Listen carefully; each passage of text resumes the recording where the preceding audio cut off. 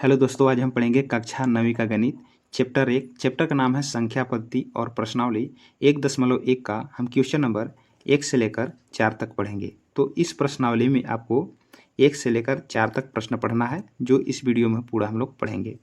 ठीक है, तो शुरू से अंत तक आप वीडियो में बने रहिए। यदि वीडियो आपको अच्छा लगता है तो एक लाइक कर दीजिए और चैनल पर पहली बार जुड़े हैं तो चैनल को सब्सक्राइब कर लीजिए और बेल आइकन को प्रेस कर लीजिए, जिससे क्या होगा कि वीडियो का नोटिफिकेशन आपको समय समय पर मिलते रहेगा।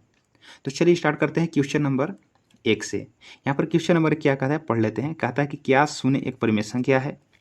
क्या इसे आप p बटे क्यू के रूप में लिख सकते हैं, जहाँ p और q पूर्णांक है और q 0 के बराबर नहीं है? तो इसमें देखिए आपको पढ़ना है परिमेय संख्या, अपरिमेय संख्या, ठीक है, प्राकृत संख्या। जैसा कि देखिए यहाँ पर दिख रहा है कि प्राकृत संख्या है, पूर्ण संख्या है, पूर्णांक क्या कौन सा संख्या होता है।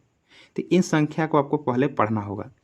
यदि आप नहीं जानते हैं तो डिस्क्रिप्शन बॉक्स में इसका लिंक है, वहाँ से पहले पढ़ लीजिए तो और अच्छा से आपको समझ में आएगा। ठीक है, तो चलिए पहले समझाते चलेंगे क्वेश्चन बाई क्वेश्चन को। तो देखिए सबसे पहले क्वेश्चन क्या बोलता है, क्या शून्य एक परिमेय संख्या है? तो इसका आंसर क्या होगा? हाँ, शून्य एक परिमेय संख्या। तो लिखना कैसे होगा, देखिए तो यहाँ पर आंसर लिखेंगे, यानी पहला क्वेश्चन का होगा आंसर। हाँ, परिमेय संख्या क्या होता है? तो लिखेंगे यहाँ पर परिमेय संख्या, परिमेय संख्या। तो परिमेय संख्या क्या होता है? वह संख्या जिसे p बटे q के रूप में हम लिख सकते हैं या व्यक्त कर सकते हैं। मतलब क्या हुआ, किसी संख्या को यदि p बटे q के रूप में लिख पाते हैं, जहाँ जहाँ ये जो q जो है 0 के बराबर नहीं होना चाहिए।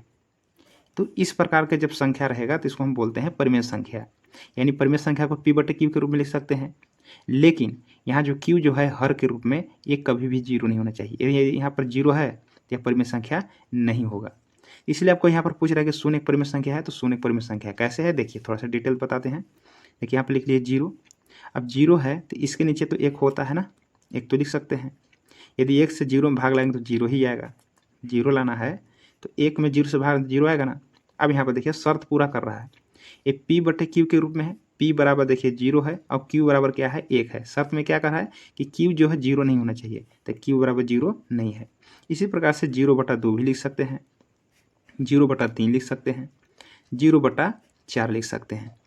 देखिए यहाँ पर देखिए p का मान ऊपर वाला सब 0 है और q का मान 1 है, q का मान 2 है, q का मान 3 है, q का मान 4 है। ये सब क्या हो जाएंगे, परिमेय संख्या हो जाएंगे, क्योंकि p बटे q के रूप में लिखे हैं और q का मान जो है 0 नहीं है। इसलिए क्या होगा, यह 0 जो क्या होगा, परिमेय संख्या होता है। तो लिखेंगे अतः शून्य एक परिमेय संख्या है, परिमेय संख्या है। तो बात आपको समझ में आ गया होगा। तो इस प्रकार से पहला क्वेश्चन ये बन गया। दूसरा क्वेश्चन को देखते हैं। यहाँ पर देखिए दूसरा क्वेश्चन के 3 और 4 के बीच में 6 परिमेय संख्याएं ज्ञात कीजिए। जैसे कि कोई भी दो संख्याएं के बीच में अनंत परिमेय संख्याएं होती है, ठीक है ना, लेकिन हमें 3 और 4 के बीच में 6 परिमेय संख्या लिखना है। तो कैसे लिखना है, देखिए तो यहाँ पर लिख लेंगे हम 3। जैसा कि बताए थे कि देखिए यहाँ पर 0 लिखा हुआ है, तो 0 के नीचे हम 1 लिख सकते हैं, क्योंकि 1 नीचे छिपा हुआ रहता है कोई भी अंक के नीचे। तो यहाँ पर 3 लिखा हुआ है, तो 3 के नीचे कोई अंक नहीं है, तो मतलब 1 है। यानी इस प्रकार से परिमेय संख्या को लिख लेना है। इसी प्रकार से क्या है, 4 संख्या है, तो यहाँ पर नीचे लिखना है 4 लिखना है। इसके नीचे भी कोई संख्या नहीं, मतलब 1 छिपा हुआ है। इस प्रकार से 2 परिमेय संख्या हो गया है। अब देखिए यहाँ पर कितना बोल रहा है, 6 परिमेय संख्या। तो जब हमको 6 निकालना होगा तो 1 बढ़ा करके आपको क्या करना है, गुना करना है। जैसे देखिए 6 परिमेय संख्या बोलता तो हम 7 से गुना करते, 8 बोलता तो 9 से गुना, मतलब जो भी हमको बोलेगा 1 बढ़ा करके गुना करना है ये परिमेय संख्या में। यहाँ पर देखिए 3 है तो हम 3/1 लिख सकते हैं और 4 को हम 4/1 लिख सकते हैं। हमें 6 परिमेय संख्या बोल रहा है ना, तो 1 बढ़ा के गुना करना है। तो 1 बढ़ा देंगे तो कितना हो जाएगा, 7 हो जाएगा। तो नीचे में भी 7 गुना करना है, ऊपर में भी 7 गुना करना है, ठीक ना। बस आपको ध्यान रखना है कि जितना यह संख्या पूछेगा उसमें 1 बढ़ा करके आपको गुना करना है। तो 6 बोल रहा था, हम 1 बढ़ा दिए तो 7 गुना कर लिए। तो इसमें भी गुना करेंगे, तो इसमें भी 7 गुना करेंगे और इसमें भी 7 गुना करेंगे। एक नई परिमेय संख्या में आ जाएगा, कितना आएगा, 3 7 गुना करेंगे तो 21 हो जाएगा और 7 गुना करेंगे तो 7 होगा।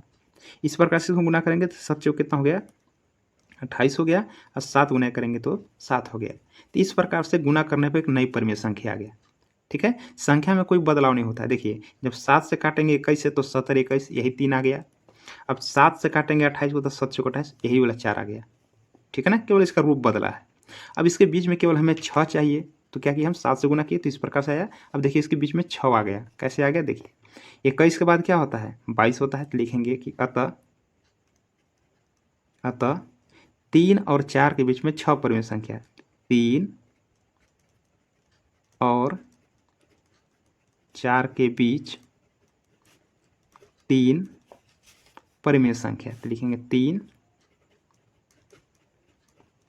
परिमेय संख्या। तो इसके बीच वाले संख्या को लिख लेना है। जैसे 21 और 28 के बीच में संख्या कौन सा है, देखिए 21 के बाद क्या होता है इधर, तो 22/7 होगा, तो लिखेंगे 22/7, 23/7, 24/7, 25/7, 26/7, 27/7। अब देखिए 27 के बाद क्या है, यहाँ देखिए 28 आ जाएगा। अब इधर लिखेंगे तो 21/7, तो 21 और 28 के बीच में यही आएगा, 22 से लेकर 27 तक। ठीक ना, 21 के बाद 22/7, 30/7, 24/7, इस प्रकार से आपको लिख लेना है, क्योंकि 27 के बाद तो 28 है। अब देखिए कितना परिमेय संख्या चाहिए था, 6 परिमेय संख्या चाहिए था। तो यहाँ पर देखिए 6 है, 1 2 3 4 5, 1 2 3 4 5 6। ठीक ना, तो 6 परिमेय संख्या आपका आ गया, यही बन गया आपका आंसर। ठीक है, तो इस प्रकार से आपको बनाना है। तो चलिए अगले क्वेश्चन देखते हैं।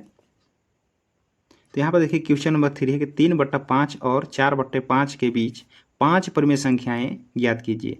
तो एक क्वेश्चन यदि समझ में आ गया हो तो ये आसानी से भी समझ में आ रहा होगा कि हमें 5 परिमेय संख्या पूछ रहा है, तो एक बढ़ा के गुना करना है, मतलब इसमें 6 गुना करेंगे। ठीक है, तो पहले क्वेश्चन को लिख लेते हैं। तो यहाँ पर देखिए 2 परिमेय संख्या है, 3/5 और 4/5 के बीच में हमें क्या चाहिए 5 परिमेय संख्या। तो दोनों परिमेय संख्या को पहले में उतार लेते हैं। देखिए यहाँ पर तीसरा क्वेश्चन है, तो 3/5 और 4/5 के बीच में कितना चाहिए 5 चाहिए। तो हम बताया था ना कि एक बढ़ा के गुना करना है।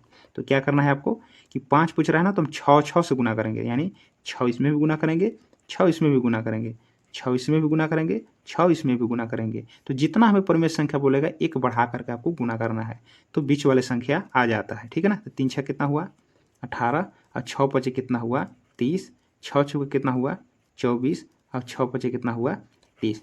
तो इस प्रकार देखिए आ गया। अब इसके बीच में देखिए आपको क्या चाहिए था 5 परिमेय संख्या, तो 5 परिमेय संख्या है। कैसे, 18 के बाद क्या होता है 19/30, लिखेंगे अतः 3/5 और 4/5 ना, 4/5 के बीच 5 परिमेय संख्याएं, 5 परिमेय संख्याएं कौन कौन से हैं, देखिए 5। 18 के बाद क्या होता है 19/30,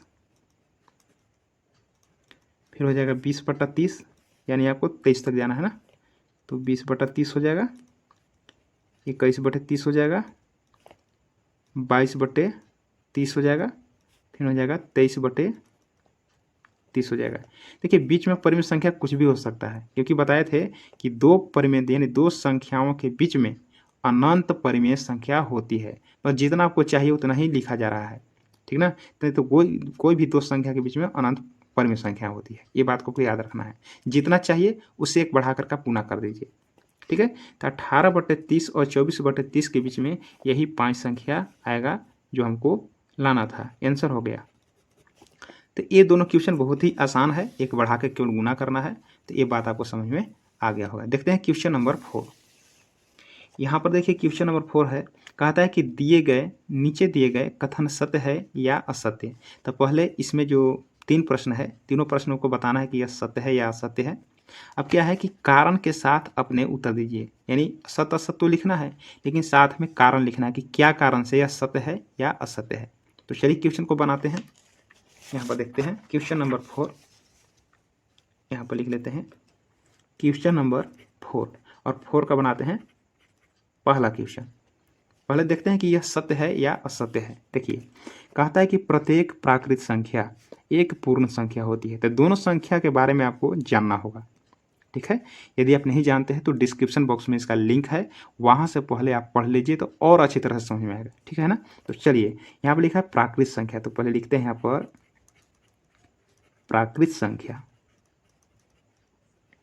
तो प्राकृत संख्या जैसा कि हम लोग जानते हैं कि 1 से शुरुआत होता है, यानी शुरू कितना होता है 1 से। लिखेंगे 1 2 3 4 5, इस प्रकार से अनंत होती है, इसका कोई अंत नहीं होती है। लेकिन सबसे छोटी जो प्राकृत संख्या होती है 1 होती है, यानी 1 से शुरुआत होती है, 1 से प्रारंभ होती है। तो 1 से 1 2 3 यानी अनंत तक लिखी जा सकती है। इस प्रकार से संख्या को बोलते हैं हम प्राकृत संख्या। अब यहाँ पर देखिए पूर्ण संख्या, तो इसको भी लिख लेते हैं पूर्ण संख्या। तो पूर्ण संख्या कैसे होता है, जब इसमें हम जीरो लगा लेंगे ना तो पूर्ण हो जाएगा, यानी ये क्या होता है जीरो से प्रारंभ होता है। तो 0 1 2 3 4 5 और अनंत की ओर, ठीक है। तो ऐसा भी कभी कभी प्रश्न होता है कि बताइए कि सबसे छोटी पूर्ण संख्या कौन सी होती है, तो 0, लेकिन इसका अधिकतम का कोई लिमिट नहीं है, ये अनंत होती है, ठीक है ना। तो सबसे छोटी प्राकृत संख्या 1 और सबसे छोटी पूर्ण संख्या 0, मतलब पूर्ण संख्या 0 से स्टार्ट होता है और प्राकृत संख्या 1 से स्टार्ट होता है, ठीक है। तो ये बात आपको याद करना होगा। अब यहाँ पर मिला के देखिए सत्य है या असत्य।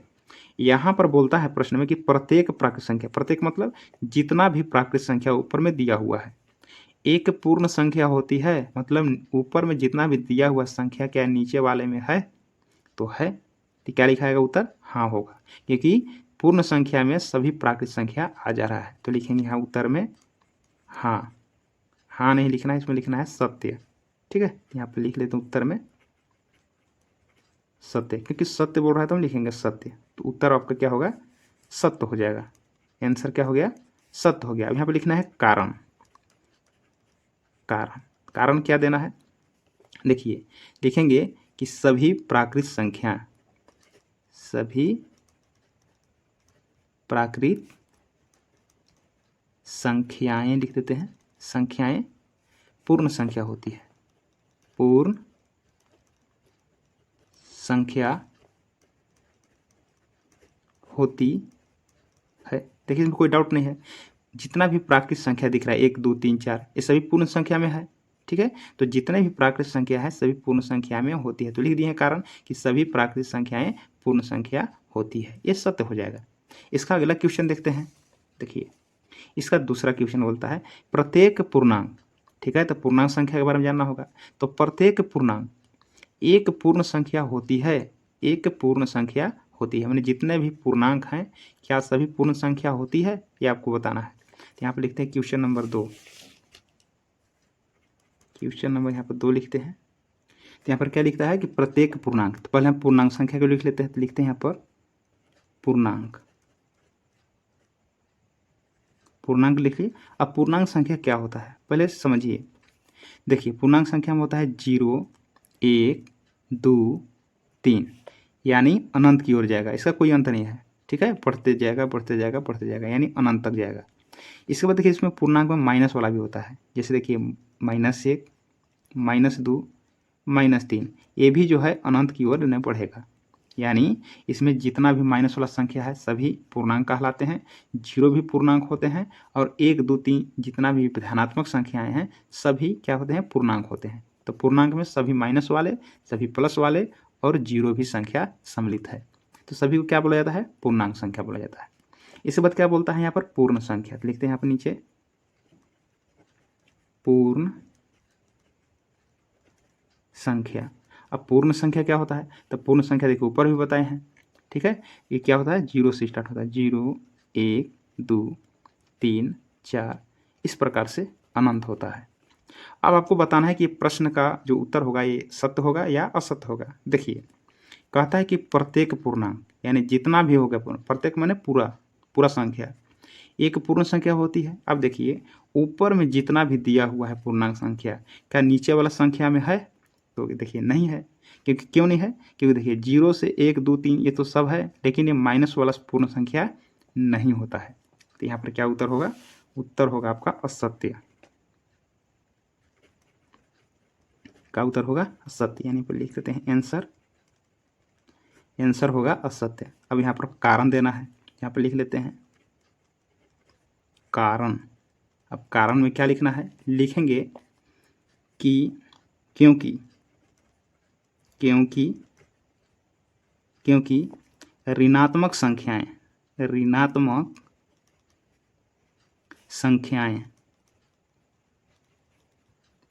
ऋणात्मक संख्या देखिए ऊपर वाले संख्या जैसा कि दिख रहा होगा, देखिए 0 से लेकर 1 2 3 ये देखिए सभी हैं, क्योंकि 0 से सभी पूर्ण संख्या होती है। लेकिन जो माइनस वाला जो होते हैं ना, ये पूर्ण संख्या नहीं होती है, क्योंकि ऋणात्मक संख्याएं पूर्ण संख्या नहीं होती है, इस प्रकार से लिख देना है आपको। ये भी क्या बन गया, आंसर इसका हो गया। इस प्रकार से लिखना है। तो साफ दिख रहा है कि जितना भी पूर्णांक में माइनस भी आता है, लेकिन पूर्ण संख्या माइनस नहीं होता है। तो ऊपर वाला यदि नीचे में आता है तो सत होता, लेकिन ऊपर वाला देखिए नीचे वाला में नहीं है, इसलिए यह सत हो गया। अगला देखते हैं।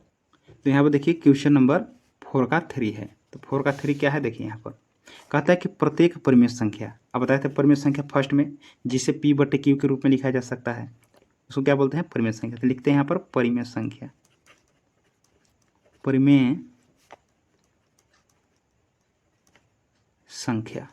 तो परिमेय संख्या क्या होता है, तो परिभाषा बताए थे कि वह संख्या जिसे P/Q के रूप में लिखा जा सकता है जहां Q जो है 0 के बराबर नहीं हो, उसको हम बोलते हैं परिमेय संख्या। तो परिमेय संख्या में क्या होता है, तो जितने भी पूर्ण संख्या होती है, जितने भी प्राकृत